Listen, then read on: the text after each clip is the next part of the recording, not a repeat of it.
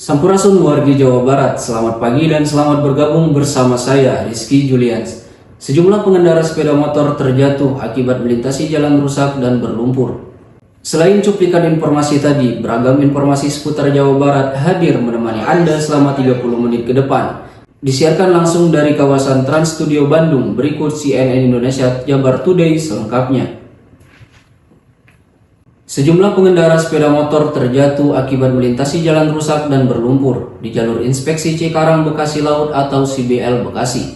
Seperti inilah kondisi jalur Inspeksi Cikarang Bekasi Laut atau CBL di Desa Sukajaya, Cibitung, Kabupaten Bekasi yang terekam kamera pada Rabu. Jalan rusak dan berlumpur membuat para pengendara sepeda motor dan mobil memperlambat laju kendaraan mereka. Para pengendara pun mengeluhkan kondisi jalan ini. Kamera warga bahkan memotret momen ketika sejumlah pengendara sepeda motor terjatuh akibat tergelincir. Kondisi jalan yang rusak ini bertambah parah ketika hujan tiba. Apalagi sejak 1 bulan terakhir jalur penghubung dua kecamatan ini juga sering dilintasi oleh truk pengangkut tanah. Warga meminta pemerintah Kabupaten Bekasi untuk segera memperbaiki jalur ini.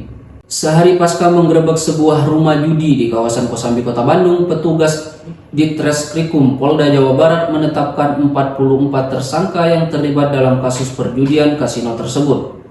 Sehari pasca melakukan penggerebekan disertai pemeriksaan terhadap 63 orang, aparat Direktorat Reserse Kriminal Umum Polda Jawa Barat menetapkan 44 tersangka yang terlibat dalam kasus perjudian di kawasan Kosambi, Kota Bandung. Ke-44 tersangka ini meliputi para pemain judi, manajemen hingga karyawan yang bekerja di rumah judi tersebut. Dari hasil pengembangan petugas menemukan adanya saldo rekening sebesar 2,7 miliar rupiah yang diduga digunakan untuk aktivitas judi di lokasi tersebut. Kapolda Jawa Barat Rudi Setiawan pada Rabu menyatakan hingga kini pihaknya masih secara intensif melakukan pendalaman terkait pemodal rumah judi termasuk aliran uang yang digunakan para tersangka. Penggerebekan terhadap rumah judi yang berkamuflase sebagai lokasi karaoke dan biliar tersebut berawal dari adanya informasi aktivitas perjudian di kawasan Kosambi, Kota Bandung. Petugas mengamankan 63 orang, menemukan 10 meja judi dan uang tunai hingga sebesar 350 juta rupiah. Para tersangka dijerat dengan pasal 303 KUHP tentang perjudian dengan ancaman hukuman penjara maksimal 10 tahun penjara serta denda mencapai 25 juta rupiah. Ikan jenis udikan di Sungai Ciwulan dan di kolam milik warga Kampung Naga, Desa Neglasari, Kecamatan Salawu, Kabupaten Tasikmalaya mati secara mendadak sejak 2 pekan lalu. Kematian ikan tersebut diduga imbas tercemar limbah industri. Dari hasil warga terdapat aliran limbah pembuatan jaket kulit dari wilayah Garut. Tak hanya itu, sejak Minggu sejumlah warga Kampung Adat Naga mengalami gejala gatal-gatal. Mereka mendapatkan pengobatan dari Puskesmas Salawu. Untuk memastikan penyebab kematian ikan dan gatal-gatal yang dialami warga, sampel air masuk ke Kampung Naga diambil untuk uji laboratorium. Pemirsa, Wakil Menteri Dalam Negeri Bima Arya menggelar rapat koordinasi persiapan pelaksanaan retret gelombang 2 untuk para kepala daerah di kampus IPDN Jatinangor pada Kamis 19 Juni. Dalam kesempatan ini, Wamendagri sekaligus melakukan peninjauan terkait sarana prasarana untuk menunjang kegiatan retret yang akan berlangsung pada 22 hingga 26 Juni tersebut. Rapat koordinasi persiapan retret kepala daerah gelombang 2 diikuti oleh jajaran panitia dari Kemendagri, IPDN hingga TNI dan Polri.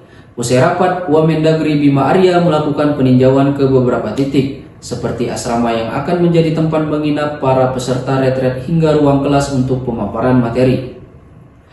Wamendagri menyebut retret gelombang 2 akan diikuti 87 kepala daerah dan wakil kepala daerah, yakni kepala daerah yang sudah dilantik namun tidak mengikuti retret gelombang pertama, kepala daerah yang perkara di Mahkamah Konstitusi tidak dilanjutkan atau didismisal, serta kepala daerah yang dilantik setelah proses pemilihan suara ulang atau PSU selesai. Meski sering dipandang sebelah mata, jerawan sapi sebenarnya bisa jadi hidangan yang lezat dan menggugah selera, asalkan diolah dengan cara yang tepat. Namun, di balik rasa gurihnya yang menggiurkan, ada risiko kesehatan yang juga perlu diwaspadai. Mencicipi sordok yang mulai banyak digemari karena banyak manfaat. Di balik teksturnya yang lembut di dalam dan kering di luar, pembuatan sourdog ternyata melalui proses fermentasi yang panjang, melibatkan bakteri. Di balik teksturnya yang lembut di dalam dan kering di luar, pembuatan sourdog ternyata melalui proses fermentasi yang panjang, melibatkan bakteri. Ini yang membedakan sourdog dengan roti biasa, yaitu ada pada proses peragiannya. Tak heran, kini sourdog mulai banyak digemari karena banyak manfaat yang terkandung di dalamnya.